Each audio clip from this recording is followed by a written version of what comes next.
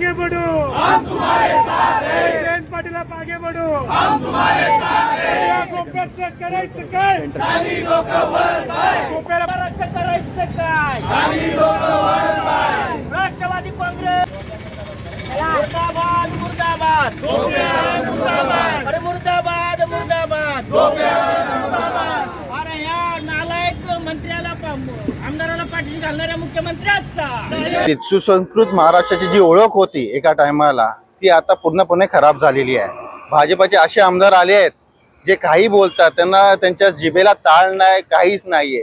आमदार कशाला बनवतात अशा लोकांना? भाजप अशा लोकांना सपोर्ट करते जे लोकांना काही समजत नाही, कोणावर काय वक्तव्य करायचं आहे, एकदम खालच्या दर्जाची टीका करणे ही अतिशय वाईट अशी परिस्थिती चालू आहे। भाजपने ज्या प्रकारे ही लोक निर्माण केली आहे अतिशय घाणेरड्या पद्धतीचं आता राजकारण चालू झालं असं वाटायला लागलंय। म्हणजे लोकप्रतिनिधी असे असले पाहिजे त्यांना उत्तर देता नाही, त्या बोलता नाही, शिक्षित नाहीये, त्यांना वागता येत नाही व्यवस्थित, असे लोकप्रतिनिधी कशाला? आणि भाजप सरकार त्यांना अजून सपोर्ट करते, फडणवीस साहेब त्यांना सपोर्ट करतात कशाला? झालेत असंच झालंय। कोणाकडे आम्ही जाणार आहे, काय करणार आहे, काय बोलतात, बोलण्याची पद्धतच नाही राहिली। आता विधान भवनासारख्या ठिकाणी मारामारी करतात ते लोक, कुठलं हे असं महाराष्ट्र होतं का आमचा? एका टायमाला महाराष्ट्र सगळ्या पूर्ण जगात आपण नावलौकिक होतं प्रत्येक गोष्टीसाठी। आता महाराष्ट्राचं नाव कशात झालंय? एक तर विधान भवनात मारामारी होते, जे सरकारमध्ये आहेत तेच लोक मारामारी करतात, म्हणजे गुंड गेलेत का आता सरकारमध्ये? ज्येष्ठ नेते माजी मंत्री जयंत पाटील साहेब यांच्या परिवाराबद्दल जे गोपीनाथ पडळकर यांनी जी टीका केली ती खूप निंदनीय आणि बोलतात खालच्या दर्जाची आहे। राजकारणामध्ये मतभेद असावे, वाद असावेत, पण ते राजकीय असावेत, कोणी परस्पर किंवा वैयक्तिक ते मतभेद नसावेत।